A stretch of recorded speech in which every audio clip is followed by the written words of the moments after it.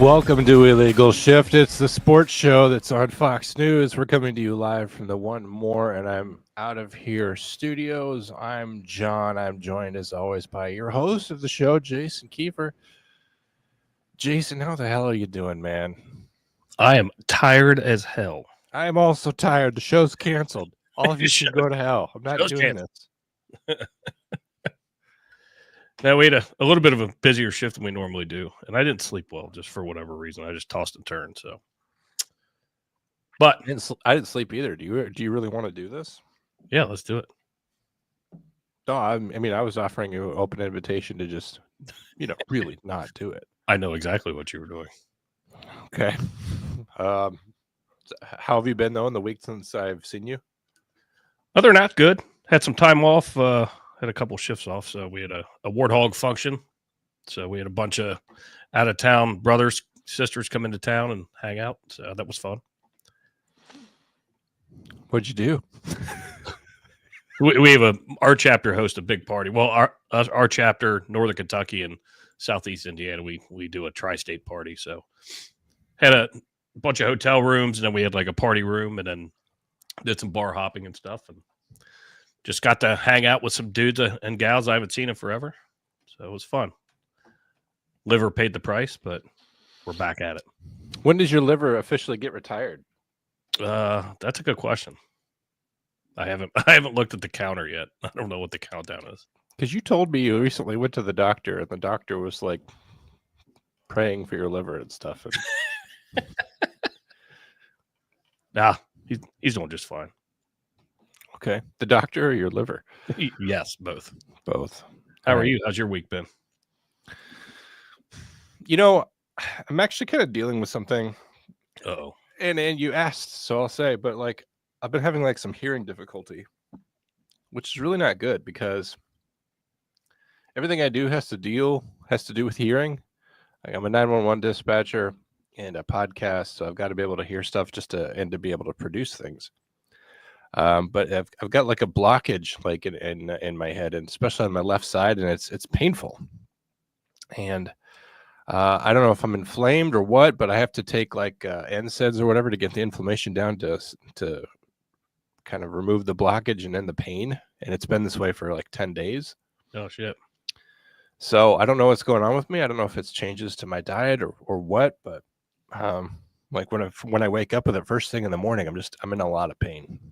And that's kind of what I'm dealing with right now, which nobody wants to hear. But are they give you drops or anything to go with that or no? Well, that's a stupid question because I would never seek professional medical care. Okay. All right. So you hit the Google and WebMD. Fair enough. Got it. I didn't even do that. I just kind of knew that NSAIDs reduce inflammation and reduce pain. So I'm taking that. I know that I'm supposed to do various other things, put heat on it and things like that. But since, you're kind of medical, what do you think I should be doing other than going to a doctor? If you don't want to go to a doctor, there might be some over-the-counter drops you can put in that'll maybe help dissolve whatever's in there. Do you think it is like because I think the congestion's in my inner ear. I don't think it's an outer ear problem. Well, you probably have an ear infection with that, I suppose. And the answer to that would be antibiotics, wouldn't it? Yeah. Do you have any? I can ship you some as soon as we get off the air. You should ship me some illegal antibiotics. Right. Well, that sucks, my man. I hate to hear that. That's all right. I know some people. If you didn't wake up in the morning and go out in the yard and graze, that's your diet change. You probably shouldn't. Well, I'm going out there to do what I do to connect with nature, and I think you know what that is. And frankly, it's a brave thing to do when it's normally as cold as it is. Although I went outside this morning and it was like 55 and sunny, and there's no wind at all, and I'm like, my God, the heat from the sun is actually warming me more than like the air around me is cooling me. And then all of a sudden you're like, oh shit, it's the apocalypse. It seemed like there had, like, I checked the horizon to see if there was like a mushroom cloud or something, because it just seemed like that stillness before everything ends. But so between the ear pain and the beautiful morning outside, and I'm not really pro morning generally. I think it's kind of a miracle that I'm even down here, but we can get to it. Lots to talk about. Yeah. Lots of sad stuff going on. Well, there is. Show is brought to you by GoBed. If you love the show or if you love sleeping at night, really casting a wide net here, you could be any one of those two kinds of people. Make sure you go to ghostbed.com, use the offer code Wolfpack. You can save 40% on whatever you find there, whether it's these wonderful, just brilliantly engineered cooling technology mattresses that lift and separate you from the world and carry you on a cloud through the best part of being alive, the unconscious part. Guaranteed to give you good dreams about your exes. They all still love you in the dream. It all worked out. You're not lonely or horny or anything. You don't have any problems while you're asleep on a ghost bed. And it's better than sleeping in a pile of wild dogs under a bridge. I guarantee. I could give you my no dogs under a bridge guarantee on that one. Ghostbed.com. Use the offer code Wolfpack. They have always been good to us here, and they're the reasons why we get paid. They support first responders, veterans. They're an old-fashioned, all-American company. When the tariffs go up, ghost bed prices won't move an inch because they come from right here in the good old United States of America, and you can trust them. And you have to, because if you don't, then my money goes away and I will not make the show anymore, especially not with ear pain and a beautiful day as alternatives. Morning and talking about how fucked up the Dallas Cowboys are. So please make this financially viable for me by going to ghostbed.com using the offer code Wolfpack. I would really appreciate that, and I know Jason would too. Also brought to you by Duke's Mayonnaise. Oh Lord, what a mayonnaise! Holy shit, what a mayonnaise! Was voted best overall mayo by Food and Wine magazine 2024. You know that Duke's mayonnaise, they have that twang. It's that little southern something that makes good things better, and only Duke's has it. That's right. Disregard whatever you may have heard about their competition from right here on the show. Thanks, Jason. Go to dukes.com. Use the offer code Dukes Country for 10% off. And welcome to Dukes Country. Remember, mayonnaise. That makes me happy we got Dukes back. I don't think they heard the last episode. Otherwise, they would have gotten rid of us. All right. So they're back. The Super Bowl matchup is set. And next topic. No, I'm just kidding. The Chiefs have been in in 5 of the last 6 Super Bowls. So if you wonder why you're so fucking tired of hearing about the Chiefs, that's why. Because the only reprieve we have had from the Chiefs being in the Super Bowl in the last 6 years, going back to the last Trump administration, was the Bengals. And we just know that wasn't enough because they didn't win. And then the Eagles have been in 2 of the last 3. So we just feel like we're on repeat. We had exhorted fate to send us a different Super Bowl, a throwback Super Bowl, if you will. The Redskins and the Bills. Give us something old to cheer for. Let history be made. Let something new happen. Mm-hmm. With the Bills possibly winning the Super Bowl, even returning to the Super Bowl would be great for them. Same for the Redskins, returning to the Super Bowl after how many years? A rookie could have gone on to the Super Bowl. Comeuppance for Dan Snyder for being a son of a bitch. Finally got to see the Redskins do well. As soon as he gets out of there, everything's fine. That would have been great. Lots of people who play for the Redskins played for the Cowboys before. Don't even get me started. So the whole coulda, woulda, obviously, I mean, it would have been fantastic. And I was rooting, and I mean, I'm not a huge sports bettor, but I do occasionally, and I had a betting slip in my wallet for the longest time ever since Ohio State played Indiana. So it was starting to look like the Constitution on parchment paper, getting ready to fall apart. And so I went down to the casino and cashed it in. I'm like, you know what? I'm going to go ahead and make some playoff bets. That didn't pan out. Worth a fuck. No. And even worse was the manner in which the Redskins lost. Just hurt. Every time I looked up, the Eagles were scoring. I hate both teams, right? But it's like I haven't had cause to hate the Redskins in so long that I've almost forgotten my hatred for them. I don't like them. But they were just getting brutalized, and it got to the point where I don't know if you remember that clip from The Simpsons where Ralph Wiggum's just stop, he's already dead. You just wanted it to be over. Jill asked a question in the comments: who's playing the halftime show? It's Kendrick Lamar. That's right. I just Rap megastar and Pulitzer Prize winner. Yeah, that's right. He won a Pulitzer. Will headline Super Bowl LIX Apple Music halftime show. And so SZA will also be there. Yeah, I looked it up too. That's how important it is to me. You know what I do? You know what's a strange tradition for me? Do you have any strange traditions? I'll tell you. My strange tradition. You know how as firemen you tell people, hey, every 6 months when you set your clocks back or set your clocks forward, you change your batteries in your smoke detector, right? Yep. You try to associate things so that people remember to do important stuff. Right? Does that make sense to you? Yeah, you've heard that before. Absolutely. All right. Well, don't be upset by this, but every halftime show, I remember to take out my gun and take it apart and clean it. That is what I reminds me to make sure your firearms are good working order. And yeah, you should do it more than once a year, but there's only one Super Bowl per year. So in the summer, randomly, I have to remind myself to just make sure that puppy's working. That's just an off chance of, in August sometime you're like, oh, I should probably clean that. But in February or January, it used to be January. Now it's February. Oh, I have gun cleaning coming up. Yep. So just try to clean the gun during halftime show. It kind of puts a little bit of pressure on me, that I have to get it done in a certain amount of time. So that kind of makes it fun. And it's more fun than listening to the halftime show. Because will you even watch the Super Bowl? Here's the thing. Like an idiot, as always, I took some time off to watch the game because I figure, I get kind of jazzed up for it.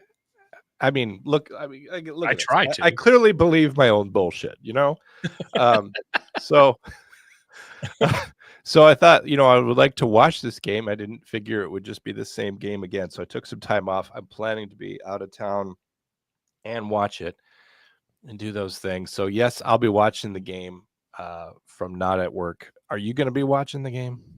I don't know.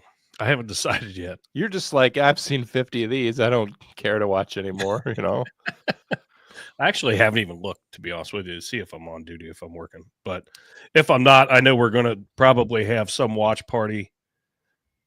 Oh, I'm at the firehouse. I'm not taking off work. But yeah, we have watch parties down at our Legion post, so I'm sure they'll be doing some things there, and so that's fine. Whatever. Yeah. So I'm so disappointed. I'm very disappointed. Disappointed. And again, if you saw my thumbnail, but it indicates how disappointed I am. So fucking Mahomes gets by with it again. So yeah, I was going to say, all these 15 other AFC teams could not put a stop to the unstoppable juggernaut that is Taylor Swift, the NFL, money, the refs, Patrick Mahomes. It's too much for any other AFC team to put a stop to. And unfortunately, we'll discuss this in a little bit. There is still the threat of history to be made.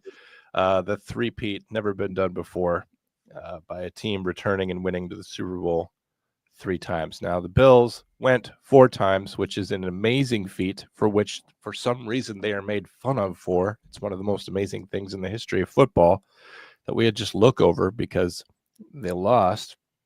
But now we are at the chance where, as if they were not annoying enough, Mahomes, Swift, Kelsey, and Andy Reid, and that little stupid arrowhead, the chance that they're going to be somehow bigger and more lauded than Tom Brady. I mean, I just want to run to run like a spike through my eye just thinking about it.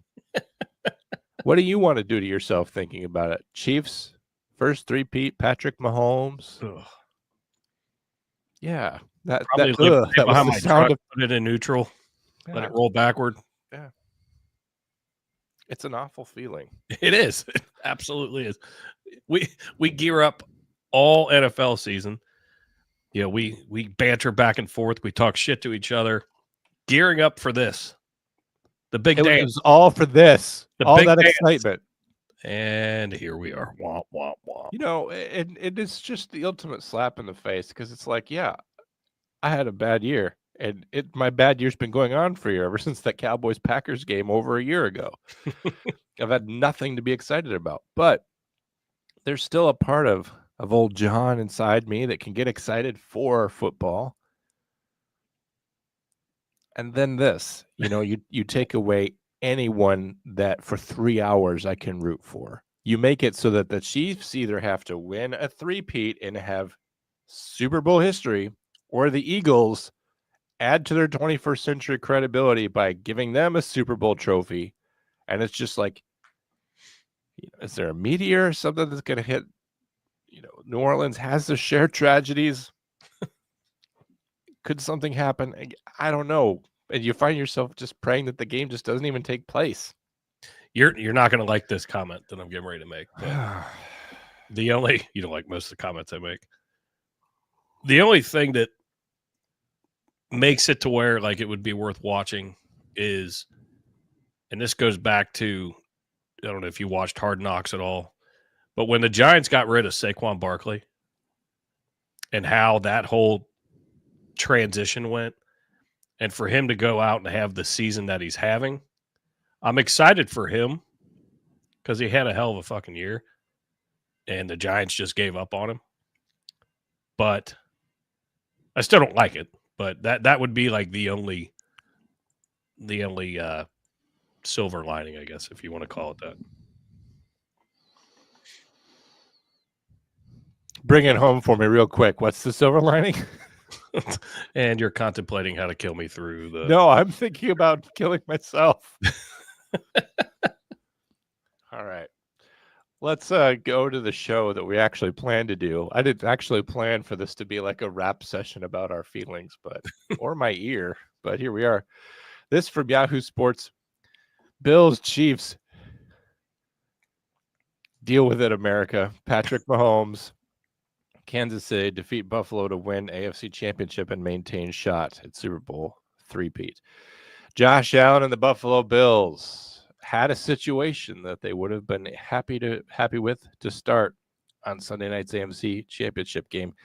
They trailed the Kansas City Chiefs by 3 points, but with the ball and 3:33 left to work with. It's the type of situation that turns quarterbacks into legends, teams into champions. It's not like we've seen this before. There's a reason, however, that the Chiefs are a dynasty. Well, I didn't appoint them that. It's so many points over this era. They've been in the situation with the game on the line, and almost every time they come up with enough plays to win. The Chiefs' quest for a historic Super Bowl three-peat is still alive. The defense got the one stop it needed inside the 2-minute warning, and Kansas City held on for a memorable 32-29 win. I don't think it was memorable. Just give me a roofie.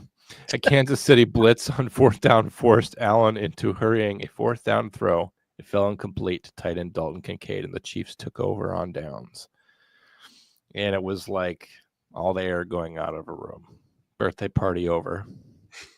Birthday party caught on fire. Yeah, exactly. The Chiefs will face the Philadelphia Eagles on February 9th in New Orleans. It was another classic playoff matchup game between the Chiefs and the Bills. There haven't been many great games in the postseason, but the AFC Championship game provided one. What do you mean there haven't been that many great games? What the fuck are you talking about? Divisional round. Were you sleeping? Who is this guy? I don't know. Does he not remember the Redskins kicking the shit out of the Lions? Was that not a great game? Right. Frank Schwab. I don't know what you're talking about, dude. That's who wrote the fucking article, John. Well, no, he apparently was sleeping. No, I know what you're talking about. I know what you mean by Frank Schwab. I mean, I want to know what Frank Schwab is thinking. Right. To the chagrin of all we're so mad we're taking it out on each other. Listen, dude, I'm not the one that put the Chiefs up to this, okay? I didn't pay anyone. In fact, I did my best to stop it. I tried to stop it. To the chagrin of everyone hoping to someone to end the Chiefs' seemingly never-ending run of success. Kansas City did what it usually does and made just enough plays to get them over the finish line and back to the Super Bowl. Oh, so depressing. AFC Championship rapid reaction. This is Sports Illustrated. The Chiefs are one away from the historic three-peat. Kansas City held off Josh Allen. I think this is kind of the same article where they're just talking about the game and how they came out and played real hard and put up so many points. But you know what? I just don't have the heart to read this because it's so pro Kansas City. They're one win away from the three-peat. Josh Allen, another brutal defeat. Travis Kelce was shit down, but the Chiefs found other weapons. Do you think this is it for Travis Kelce, by the way? It has to be. Why? Why does it have to be? Well, I'll tell you what. Well, because I've been wondering this, but no, that's a good question.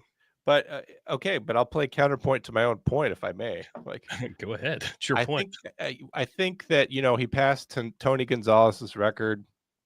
I think that the gas might be out of there a little bit. You may be looking for a little bit more production, the tight end position. The receiving core right now is a little bit light. I don't know if that'll be fixed in the off season or with injuries being taken care of or whatever.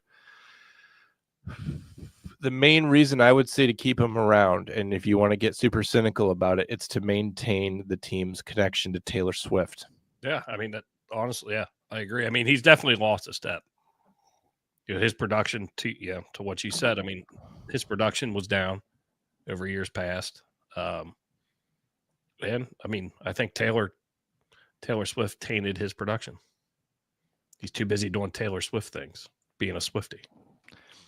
By the way, Bone Cold is in here. I don't need you here ruining my morning, dude. My morning's ruined already. Typical Eagles fans in the chat's like, oh, wait, the Cowboys could do a great thing. Oh, well, but they're not. What are you doing here? Did you just show up to feast on my misery? Because that's what Eagles eat. That's what they've always eaten. They've never had, throughout the history of their entire franchise, their own success to be happy about. They've only ever been miserable at other people's failures. So why this morning? Jesus H. Christ, I'm so angry. Anyway, the 3P. Did we talk about all that? Do we even need to? I like your graphic. 3 in a row, never been done. Not for John, anyway. Not for me. That's why I don't need to be made fun of. Andy Reid on why 3-peat isn't exactly motivation for Kansas City. Excitement for veterans making first Super Bowl. This comes from Joshua Briscoe over at Sports Illustrated. Following the Chiefs' AFC Championship game victory over Buffalo, Andy Reid explained why the Chiefs' quest for a 3-peat isn't motivation.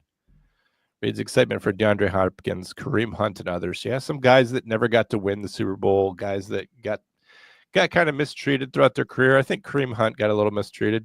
I may have to eat those words later because I don't remember the exact reason why he was forced to leave the Chiefs. Was it a sex thing or violence thing? Was it sex or violence? I'm trying to remember, to be honest. Can you Google that for me if you can find out why Kareem Hunt, at least check his Wikipedia to see why he left the Chiefs initially and went to the Browns and got passed around like cigarettes in a prison before he finally came back. After another high-octane showdown with the Buffalo Bills, the Kansas City Chiefs are AFC champions once again. God, just the words in my mouth. It's disgusting. Kansas City. I got it. He was released by the Chiefs November 30th of 2018 after a videotape surfaced of Hunt pushing a woman to the ground and then kicking her. Damn it, don't push a woman. God damn it, you made me look like an idiot, Kareem Hunt. I'm trying to defend you. Was she an Eagles fan? Is there some sort of like rationale at least? Is there a reason? Connection? I'm not saying it's an excuse. I just want to know if like there's a reason why he would do that, because that would be a reason, not an excuse. After a brief celebration on stage, Chiefs head coach Andy Reid met with members of the media for his typical post-game press conference.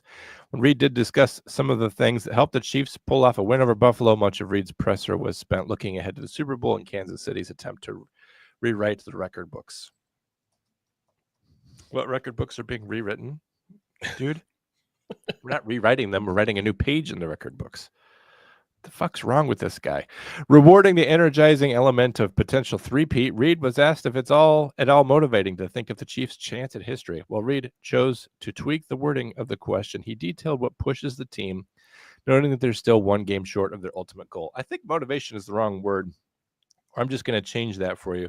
I would tell you we're motivated like crazy to win the game. I mean, that's what you're motivated to do. You get caught up in the other stuff, all the hype that goes with it, and then you forget about 3rd and 1 and detailing that either side of the ball. So you've got to keep everything in perspective. Yeah, I don't think you can like stand on the edge of the cliff and imagine it all. I think you just have to worry about winning one game.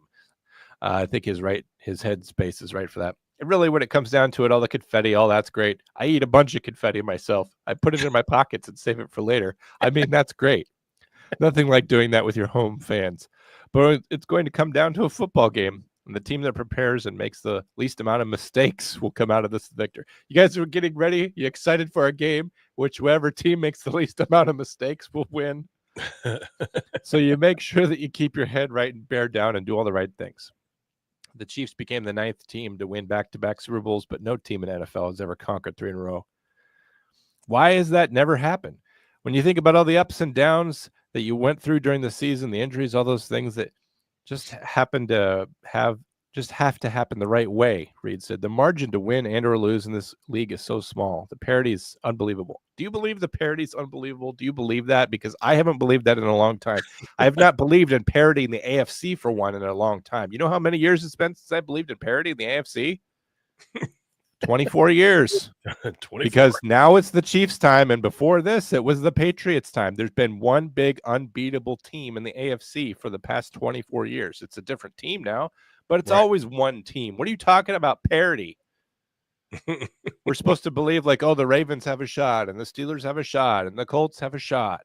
The Browns have a shot. And the Bills have a shot. No one ever says the Browns. Don't say that. But these are these other teams that are supposedly your parity. There's not parity. There's a first place, and then there's like 3 empty spots, and then there's second place and third place, and everyone else is in fourth place. That's what your parity looks like. There's 15 teams, and they're not jockeying. Don't talk about parity. You have a conspiracy on your side. You have Taylor Swift on your side. You have money on your side. You have Roger Goodell on your side. You have Clay Martin, the referees, on your side. And Patrick Mahomes, who's kind of good, I guess. So you talk about all these things that just have to happen just right. Well, you also have to have some conniving for it. If you win, it will be proof of a conspiracy in my mind. That's right. I want the Eagles to win, or there's a conspiracy. Do you see why I could not face today? That it's it for me. This is the bloody last hour that I'm holding on to my sanity by a greased rope. That sports are all I have to get through the unending horrors of being alive. And this, for me, is as good as it gets. Jeez. Yes. I love our therapy sessions. So some of these games are gut-wrenching, and I've got a lot of gut to wrench. I know you have a lot of gut to wrench. I can't believe he said that like in a written fucking article. Well, he's making fun of himself for being fat. I know. Okay. You want that for people. I'm fat too. The Chiefs' persistent success means that most of Kansas City stars already have a Super Bowl championship, many of them more than one. However, some of the Chiefs' new or returning veterans are still searching for their first ring. What are Reed's feelings for players who just punched their first ticket to the Super Bowl, including Hunt, DeAndre Hopkins, and Hollywood Brown? I'm so happy for him, he said. DJ Humphries is another one. I was so happy for those guys. The smile on their faces and the complete throughout the time that they were here has been incredible. I mean, we literally took Kareem off the couch after having a couple of surgeries and that thing where he pushed the woman down and that bit that he had. I like how that was completely minimized. And here he comes and does a great job. We got rid of him because he was a son of a bitch. But guess what? We brought it back, and now we're giving him a Super Bowl. Life's funny, right? Life sure is funny. Not for you right now. Speaking of the funniest thing on earth, it's just the Cowboys. Bone Cold's, having a real good time here. What do you even say? This from Yahoo Sports, the pinnacle of sports reporting. Cowboys introduction of Brian Schottenheimer turned to a Jerry Jones show like so much else does in Dallas. That's right. Brian Schottenheimer is the new head coach of the Dallas Cowboys. It's an absolute nepotism job. Des Bryant was getting on Twitter recently saying, no more nepotism stuff. We need somebody who's going to change the culture there. And then Micah Parsons fires back on Twitter saying, it kind of hurts when you say this. You were here. You could have changed the culture, to Des Bryant. And then they didn't get really into it, but I wanted them to get into it more because I wanted Des Bryant to say, like, how the fuck am I supposed to change the culture? And then Micah Parsons could say, well, how the fuck am I? Because they're kind of telling each other that they both need to change the culture. There can't be a culture change, though, from the players up. I do like it when it gets chippy, though, like that. Well, I mean, it's okay with me. And Des Bryant, I like the fact that he calls out the team for what it is because let's be honest. The Dallas Cowboys wasted his career. If he had gone to another team, he'd be a legend. He'd already be in the Hall of Fame. Yeah, I don't disagree with that at all. So, also, let me just pull this up real quick. The Dallas Cowboys social media gang, I don't know what they're doing, but they're bad at this because they post stuff all the time. And the comments section from Dallas Cowboys fans is so very sad. I'm going to throw up some pictures here for you. And I know that Bone Cold is probably just going to have an orgasm or something. Put it away, Bone Cold. But I'm going to show you some of the pictures they posted. So take a look at these pictures. This is from Schottenheimer coming to Dallas and kind of being introduced. Do you see this, man? Look at these people. What do they look like? They look sad. Not pleased. They're at the Dallas Cowboys funeral for their team. And they know that, like Des Bryant, all of their careers, all of their talent, everything they've worked for their entire lives is going to be wasted. Now let's see what the Cowboys social media gang posted. The boys showed up for Shoddy. A little emoji there. Do they look like they're saluting to you? No. So let's go through some of the comments just because I couldn't help but share. Like Dallas Cowboys is posting this shit and look at, do they not pay attention to the comments at all? Not a single player smiling. The incompetence of this organization is tiring. Entering the fan transfer portal. Who cares about Dak showing us up? No smiles or glory holes here. Everyone knows we are doomed. Nobody happy over there. I'll always be a Cowboys fan, but I'm not buying no merch, no nothing until I see some change. Tyler Smith's face says it all. They do not look happy. Bro, they look miserable. They know we finna lose. Every single look on their faces matches every single look on our faces. Why do you think these photos communicate a positive message? I think they were voluntold to show up. Which is very possible. Social media person, blink twice if you need help. Look how excited they are, almost as if they were forced to be there or to save face and force themselves. Dallas Cowboys know we finna go 0-17 with him. Looks like a funeral. None of them dudes smiling, and I understand. That's what I paid y'all to do. I want you to look. Everyone seems really brought in and happy about this direction. Literally no reactions I wanted to see. Dak looks so irritated. No excitement at all. They know the next year will suck too. Shaking my head. None of them look happy. They all look like they don't believe. I could go on. There's not a single positive comment here. Not one. No one believes that this is a good decision. And I'm just talking about posting this to Instagram. Right. Why did you post these pictures of these players? They know that everything that they're working for in their personal lives as professional players just got pooped on by Jerry Jones. Just imploded. Everything that hadn't been working with Mike McCarthy, we finally got to the point where Jerry Jones says, I'm going to make a change. And what does he do? He brings in someone with less pedigree, less bona fides, less experience, and from the same fucking system as Jason Garrett and all these other guys that have always been in his circle. And there's no hope Zero hope. We are embracing oblivion with this decision. When I heard it was Brian Schottenheimer, I'm just like, and what? This is the same thing as that thing you showed a few weeks ago of Jerry just being the coach. This is another situation where, even more so than Jason Garrett, where there's going to be a huge hand up his butthole, just talking. And it's just Jerry who's actually the coach of the team. What we needed was something I begged for months and months and months ago, was someone who was going to have the caliber of coaching experience to where Jerry would be a fool to stop him. But what is there anybody out there that he wouldn't try to control? That's my question. Well, that's an excellent point. But what I'm getting at is what we needed was a Jimmy Johnson, someone who would stand up to him. He doesn't realize that the recipe for success has always been there. It's just always been one that stands athwart his personal ego. Yeah. I mean, everyone knows this and everyone tells Jerry this, and he doesn't care because the team's just like his plaything or whatever. When I saw they appointed Schottenheimer, I was like, oh, this is the Ocean Gate sub all over again. Going to implode. Is there even anything left to implode? I mean, the team's just going to like die a quiet death.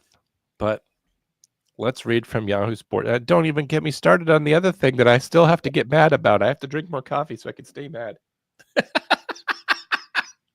Get your mad juice in. Well, I'm getting sleepy and I don't want to do that. Frisco, Texas. This, by the way, is from Yahoo Sports, the pinnacle of sports reporting. Everything seemed ordinary at the first Brian Schottenheimer on Monday.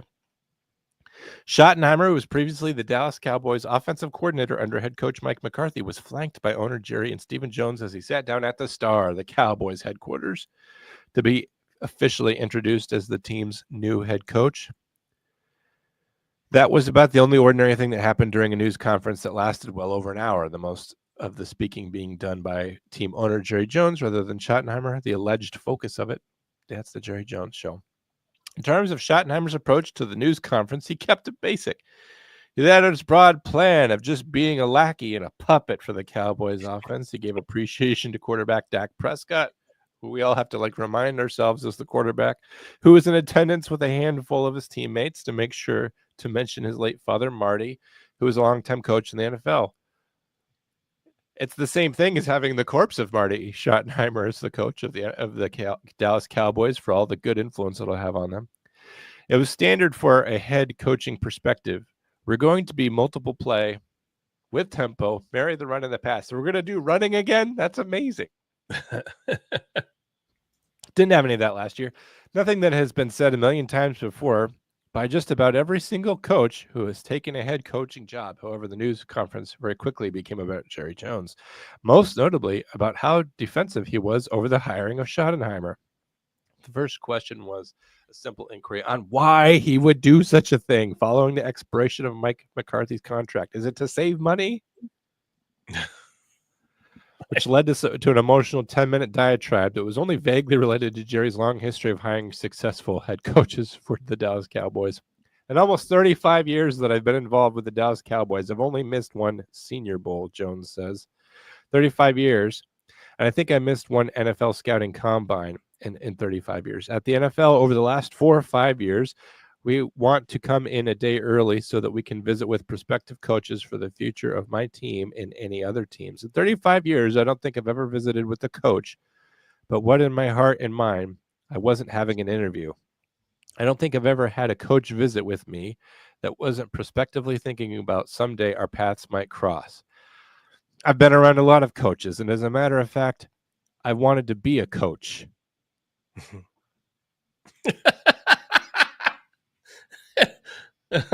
That's when I was reading the article. That's exactly what I pictured. Exactly. You are a coach, unfortunately. You are. You completely walk and talk and live the life of a coach. The mere fact that you're speaking it all right now is like you're the coach. And the way that we can't win is because you're the coach, because you control everything that the coaches do. You don't give them the autonomy that Jimmy Johnson demanded from you. You remember Jimmy Johnson? Mm-hmm. Except I wanted to live better than I thought coaches lived. Oh, so you want it all. You want your cake and you want to eat it too. That was kind of a shitty comment as well. Well, coaches have a terrible life. Okay, that's largely irrelevant to the question and the situation at hand, but Jerry eventually corralled himself into talking about Barry Switzer, Tom Landry, and Jimmy Johnson. Great Super Bowl winning coaches from the past. Barry Switzer kind of really just didn't change anything from Jimmy Johnson. So He Barry just kind of, Switzer, existed. he was there right after Jimmy Johnson left, and they were coasting towards the momentum. And I guess I don't really want to say that because did have a year where they went to the NFC Championship and lost to the 49ers and came back. So, but a lot of that has to do with Emmitt Smith and Michael Irving and Jay Novacek and Moose Johnston. And I intentionally mentioned Troy Aikman in like 5th place. Well, look at his passing yards. Drew Bledsoe had more passing yards with his single season with the Dallas Cowboys than Troy Aikman ever did in any of his years. But anyway, Jones eventually steered the conversation back to Schottenheimer. Oh yeah, this guy. But they came back with an odd backhanded compliment that he said that this hire was incredibly risky because Schottenheimer was mostly a lifelong coordinator. The general reaction from the Cowboys fan base has been one of disgust or loud indifference due to Schottenheimer's mixed bags of results in the past, but Jones didn't do much to quell those concerns until he tried his own specific way. Our fans have been very patient, Jones said about the Cowboys' recent blunders. Have they? For lack of ability to do anything about it, yes, we're very patient. The fact that we're forced to sit here and watch this like 6 primetime games a night plus other games, yes. The fact that like we can't convert our hearts over to the Texans or some other team, yeah. I mean, I guess, yeah. I guess for some of us who literally cannot force ourselves to care about some other team after years of trying, yes, we're very patient. I ask that because I understand it. I know you do. You get it better than anyone as a Bengals fan. I mean, yeah. So I know you understand. I still have to drink coffee. I'm still more mad for more things. Now there's a whole bunch of those fans who look at us because they want to see me grovel. But to those fans who have been with us, the decision to bring Shoddy is risky. It's not a Hail Mary at all, not in any way. But it's founded over some very unique circumstances. I know how much our fans are into the Dallas Cowboys, and for me to be into it is no solace at all. We're interested, they're interested, I'm interested in getting into those playoffs and win it. As the news conference went on, it became much more clear that this move was potentially about as much of Jones' ego than actually doing the best thing for the Cowboys, but that may not necessarily be a new development for people who follow this franchise. No, it's the only thing most fans know. There's people alive today that don't remember that. You know who those people are? The players. They don't remember when the Cowboys went to the Super Bowl. They weren't alive for that. It should be said that the NFL is fairly random, and it may not matter what people think about Schottenheimer coming to this job. He had the support of his franchise owner, his quarterback, and a handful of players on the team he's already built relationships with. Well, the devil you know versus the devil you don't. The work starts now for the Cowboys with a new head coach, but as Monday showed, this is still the Jerry Jones show as long as he's still breathing, for better or for worse. So, did anyone else want the job? I think it's at the point now where nobody wants the job. No one who seriously wants to do anything. Ben Johnson went to the Bears. The Bears. He could go anywhere he wanted. The offensive coordinator for the Detroit Lions could go wherever he wanted. He said, I want to go to the team with a history of no success at all.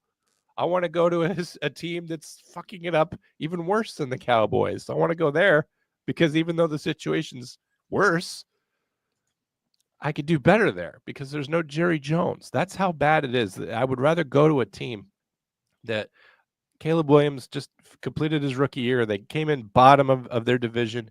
They're in a division with a huge amount going for it right now. The Vikings, the Lions, and the Packers. And he thinks he can go there and he can do more and be better with what they have in Chicago than what he could do in Dallas. It's the ultimate slap in Jerry Jones's face. And with Ben Johnson saying no and other people saying no, I don't think anyone wanted to go to Dallas. I think it's literally at the point where you have a major NFL team that no one with the right to be there wants to be there, to the point where you're taking an offensive coordinator who's maybe not up to it, and he's the only one that said yes. I mean, yeah, I agree in the fact that I don't think there was a line out the door. And the fact that they just grabbed the coordinator and say, yeah, we'll give him a shot. That seems like a good idea. Because they weren't, all the rumors and all the shit you heard about Belichick, which you knew was bullshit right out of the gate. I don't think that was ever going to happen because those two heads, Jones and Belichick, being in the same fucking room, I don't think there's enough room. No, I didn't hear any other huge prospects that were actually legitimate. No, and the only ones that I was hopeful for were people like Bill Belichick, who has like the big enough personality and disdain for the approval of other people that he would stand up for it. Belichick's the only one that I thought could save the team, other than like Jimmy Johnson or Bill Cowher coming out of retirement. But it gets even worse. Check your phone. I sent you a link. Am I supposed to do it whilst we're on the show? Yeah.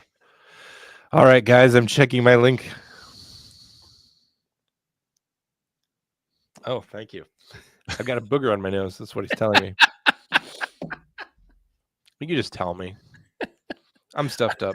See, it didn't matter whether I told you. Just saying, hey, you got a fucking Sylvester Stallone hanging out, cliff hanging.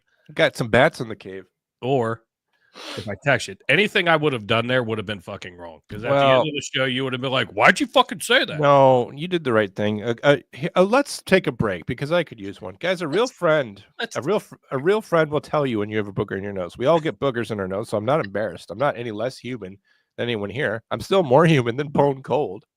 You were on a rant though. You weren't like necessarily looking at the screen. I was like, I know. Well, I'm sorry, guys, that I had that happen. A true friend tells you when your fly is down. A true friend tells you when you have spinach in your teeth, and your true friend tells you when you got a thing hanging out of your nose. And I'm sorry to the fans who had to see that. I wasn't sure if it was cream from your coffee, like if you put whipped cream, if you pitched your coffee up or not. Anyway, guys, I'm human, and I'm breathing a lot through my nose. We love you for it. Continue with your rant because this is fun for me. Thank you. There's also a private chat. Oh, you left me a message. Oh, I did. I never look at that. Try to connect with you any way possible. Outside of saying it out loud. When I get into this mode, I'm not even looking at the computer, and I'm not even sure I can see anything except like red. Well, like images from like Terminator 2, like of a destroyed landscape. So sorry about that to the fans. You deserve better from me. Anyway, it gets worse for the Cowboys as they hire Matt Eberflus as defensive coordinator. He was having the fucking year of his life, getting paid to do nothing, and he took another job. Why is he? Yeah, this is another? You still get that money now? I assume so. I don't think it's like alimony. I don't think it turns off once you get remarried. I think the Bears still have to pay him, and I think he's still making something like $2,000 a minute or something. Right. That breakdown was awesome. So we remember the Thanksgiving game where for no reason the Bears had a timeout remaining, and Caleb Williams needed a little bit of time to set up the possible play to win the game with, or the next couple of plays with as much time as they had left. And Matt Eberflus just kind of sat there, and he's just like thinking about turkey, and he wants to go home. Maybe somebody told him he had a booger in his nose, and he just never got back in the game. It's possible. This is from DallasCowboys.com, so you're not going to hear maybe very much about what the problem is with this because this is Jerry's propaganda. After naming Brian Schottenheimer the 10th coach in the franchise history on Friday night, the Cowboys announced the hiring of the new defensive coordinator, former Chicago Bears head coach Matt Eberflus. Eberflus, 54. I'm reading this like an obituary because that's what it is. Returns to Dallas after he spent 7 seasons on Jason Garrett's staff from 2011-2017 as a linebackers coach and a pass game coordinator. Following his first stint in Dallas, Eberflus took his first defensive coordinator position with the Colts. He spent 4 years before he went to the Bears to keep him as the next head coach in 2022. 3 seasons with the Bears, Eberflus recorded a 14-32 record as head coach. But saw positive play from his defense over the course of those 3 seasons. His defense were among some of the best in the league at taking the ball away and defending the run, but ultimately couldn't find ways to win games. What happened to Mike Zimmer? Did he just dissolve? I was hoping we were going to get him back. Where did he go? Could you find out what happened to him? I will. In his 7 years as a defensive, he's picked up by anybody, but yes, I will look. Well, then why isn't he still here? Why are we going to Eberflus from Zimmer? I don't see that as a positive. In his 7 years as a defensive play caller, Eberflus defense ranked in the top half of the league 5 times and were top 10 in takeaways in 6 of those 7 seasons, with the weight of head coach duties off his shoulders without having to do the hard work focusing on the defense. The defense is a place he's familiar with. It gives him a chance to prove himself as a defensive mind again. With Eberflus's hiring, Mike Zimmer's time as a Cowboys defensive coordinator comes to a close. Zimmer said he will likely retire. After a slow start to the season, Zimmer's unit closed out the year strong, seeing a resurgence when Micah Parsons returned from a high ankle sprain. The defense was riddled with injuries for a majority of the year. Zimmer found a way to get the most out of his unit. From the jump, Eberflus will have to replace key members of the former staff and assistant head coach, defensive backs coach Al Harris, who joined Ben Johnson's staffs in Chicago. Brian Schottenheimer's staff and head coaching position will now come into form with Eberflus on the fold. The Cowboys will continue to round out their staff in the coming days, with 2 coordinator positions and assistant coaching roles still to be filled. It's a very odd choice. It's a very odd and bad choice. And you know what it's further proof of, if I may just bring home the summation of everything? Bring it home. And nobody wants to be there. Just the people who want to work. There are people standing outside of Home Depot that says, we'll coach football. Jerry Jones is just driving around Dallas and throwing them in. Get in the truck. Let's go. Get in the truck. You want to coordinate some defense? Yeah, I could. I do mostly, passing game stuff. I'll do some defense. He just jumps in the back of the pickup truck. I played some defense in high school. And he says, we need a head coach. And there's a whole room full of people. And they're just like, yeah, we do. And then he goes, you right over there. and Brian Schottenheimer's kind of goes like this. He goes, Schottenheimer. And he goes, oh, yes, Cherry. He goes, you're the head coach of the Cowboys. Did you know I'm Brian Schottenheimer? I don't know if you thought I was somebody else. And he goes, you're the head coach now. And he goes, Marty was my dad. God damn it. Yeah, I'm not Marty. I don't know if you know this, but my dad's dead. Anyway, let's finish the game or the show where I could just get the most out of it. Eagles fans, fucking A. Disgusting, troubling. Let's talk a lot of dumb shit. A lot of dumb shit last week. This is from ABC6 Action News, where they bring you news about action, not anything that's important unless it's action oriented. Temple student dies after falling from a light pole during Eagles celebration in Philadelphia. He died. I think when I looked at this last night, it only said he was hurt, but I think they updated the article to indicate that he died. I'm dead serious, because when I looked at this last night, I think it was just said he was injured. Well, was it updated since last night? Let me see. It doesn't indicate that it was. Oh, no, it says it was updated this morning at 11:32 a.m. It was updated 20 minutes ago. The article that you sent me, the link? Yeah. It's Wednesday, January 29th, 7:53 a.m. Yeah, let's look at it was just a link to their page, but they updated the content. Right. Here's the link that I sent to Kiefer last night. It's was abc6abc.com/post/man on life support, brain injury, following light pole during Eagles celebration, Center City, Philadelphia /whatever. So when I sent this to Kiefer last night, this man only had a severe brain injury, and that's why it was funny.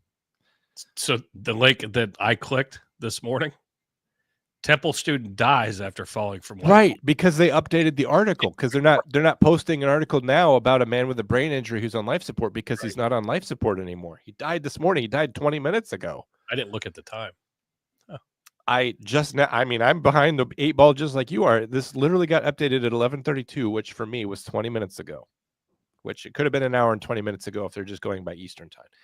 An 18-year-old man died Tuesday after he fell from a light pole during celebrations after the Eagles' NFC Championship win over the weekend. Action News has learned that the victim was a first-year Temple University member.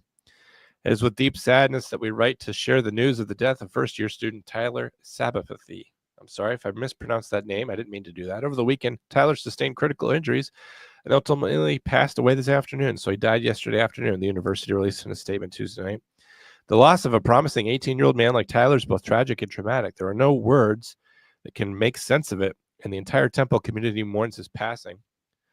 Our hearts go out to the Tyler family, friends, classmates who all knew and loved him. The tragedy happened on Sunday night at 15th and Market in Center City in Philadelphia. Video shows, which I don't think I'm going to show the video, but the video shows the team above on a street pole before he fell onto the concrete sidewalk flat on his back, hitting his head. So he climbed up a street pole because the Eagles had won the NFC Championship game.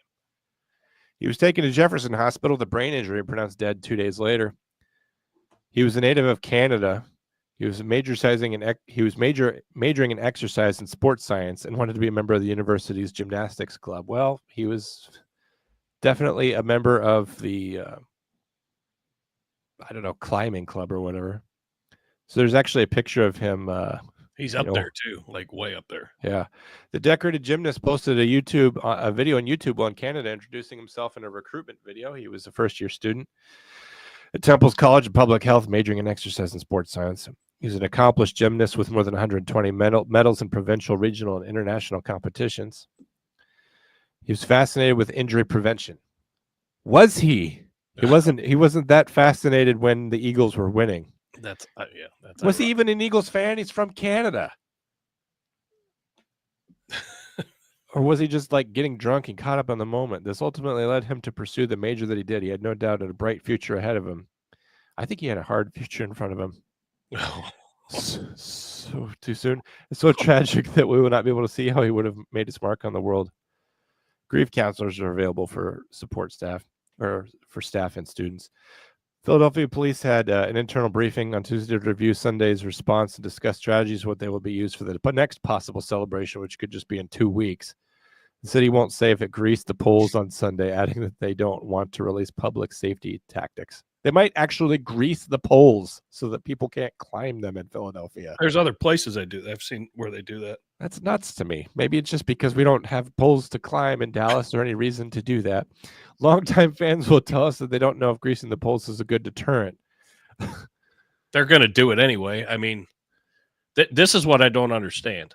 And I guess it's because I'm older. I mean, I've done a lot of stupid shit in my younger years, but whenever last year when you got drunk for no reason and threw yourself off of a boat. Well, I slipped, but I wasn't celebrating anything but a nice day. But yeah, sunshine. But I see all these celebrations, no matter what sport, college football championship, shit up at Ohio State. There were a lot of people that got hurt when they were celebrating. I just never understood climbing the fucking light poles. That's something I've never understood ever. And it has nothing to do that you brought this story up. I've just looked at news footage and I'm like, what are you doing? Like, why? Yeah, go get drunk in the streets. That's fine. Potentially get trampled. I mean, you have that. But setting couches on fire, cars on fire, climbing light poles. I just don't understand it. Well, I can explain it. And it's because Eagles fans are subhuman. I don't know if you're aware of this, but in Philadelphia, they released statistics recently that said 52% of Philadelphians are functionally illiterate. That's Philadelphians. You want to know why Eagles fans are the way they are? Well, it's because the same reason why they're functionally illiterate.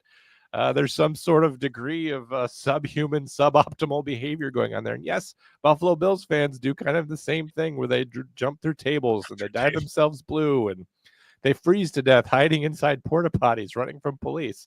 And they set themselves on fire to stay warm. All of these things are not lies or exaggerations. They've done them. Yes. Chiefs fans do the same. Authorities are still investigating numerous reports of other injuries from throughout the night on Sunday, including shootings, a stabbing, and assaults on police officers. This are Philadelphia Eagles fans. I have a video to show you. There's no audio, thank God, or else YouTube would take it down. But look at this video. Eagles fans celebrating, right? All these people outside. hugging, kissing. Oh, it's so nice, the city of brotherly love.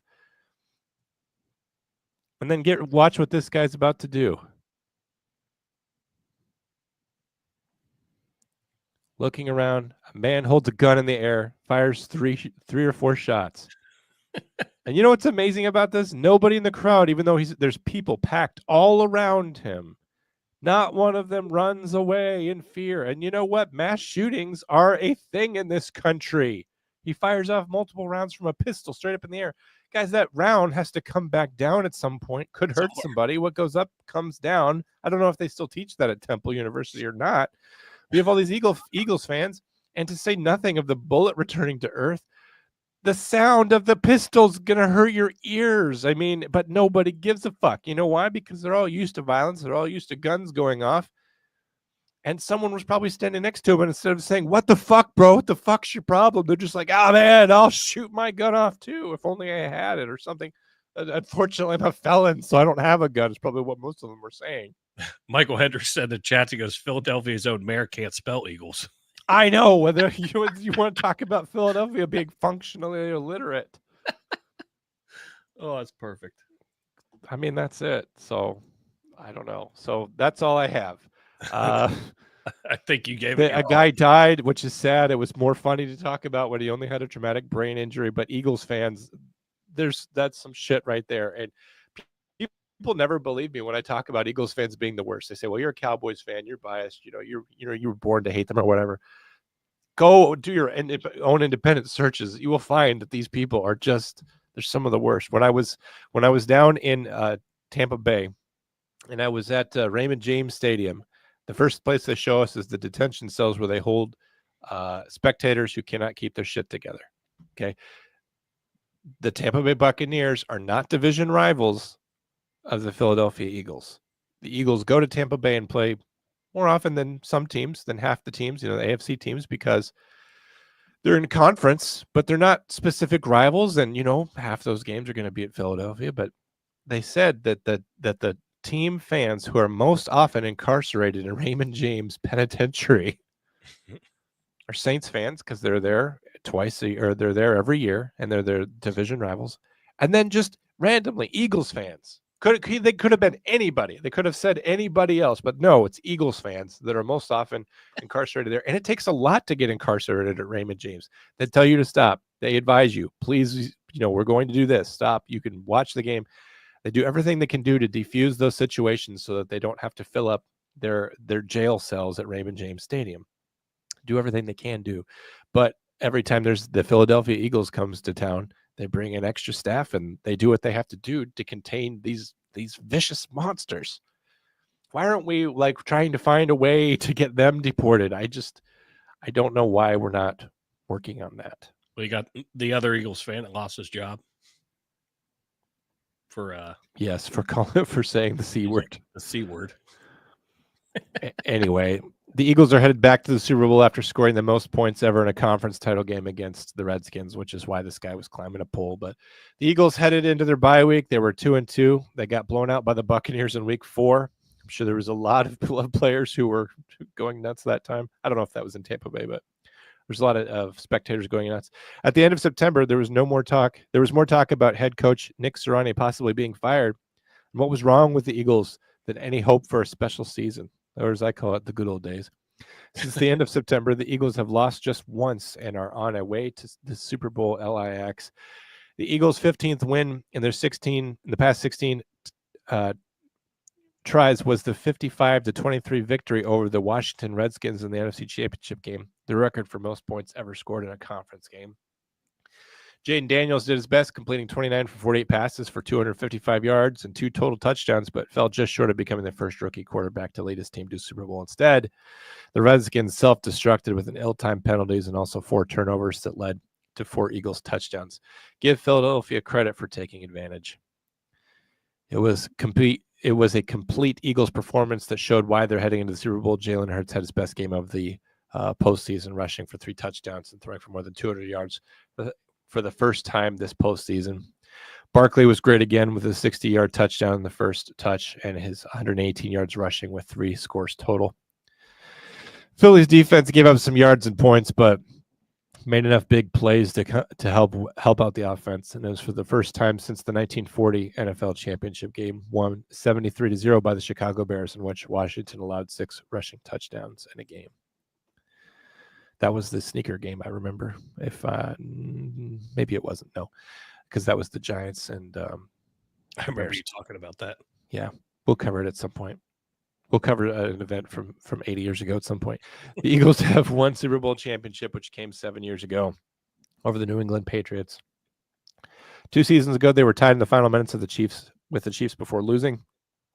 The way the Eagles have played over the last 4 months, they have a good shot at taking up that loss to the Chiefs and getting that second trophy.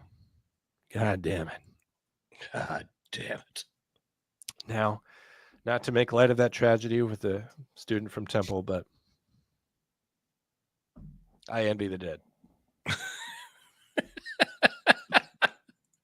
What a closer. I love it. What a closer. You were already telling us about that earlier. When's the next episode of One More and I'm out of here? We've got Andrew and myself going tomorrow at 5, which I will talk to you after we are not live. 5 Eastern tomorrow, Thursday. And then Dan, Pappas, and I will all 3 be on Saturday at 4 o'clock Eastern. All right. Dan's on the radio, so we will be without Dano tomorrow. All right. The show used to really focus on a trio, and yet even though,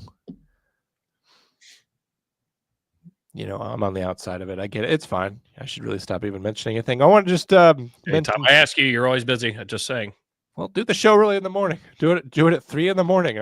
I posted something to Fox News this morning at 3 in the morning. That's when I'm up. I just wanted to mention Foxy in the chats. Thanks for always being here. We appreciate you. Michael Hendricks, I appreciate you for just being wherever I am all the time. Jenny was here earlier, bone cold, I guess. Thank you. I don't know what to say to you, man. This is a tough time. Tyler, thanks for being here. Shorty Rides, thanks for being here. Jill, thanks for being here in the chats. And everyone else who's watching. David was here earlier. And anyone else I may have forgotten. Thanks for being here and supporting the show. We'll see you tomorrow on One More and I'm out of here. And good luck, everyone, as we prepare for another dreadful Super Bowl. We'll catch you back here next time. Keith, thanks for doing your best to support me during these difficult times. John, I love you. I love you too. Thanks for keeping me from being embarrassed the rest of the show. You're very welcome. You minimize the embarrassment, so I do appreciate you. Good. All right, man. Goodbye, everyone. Goodbye, everyone.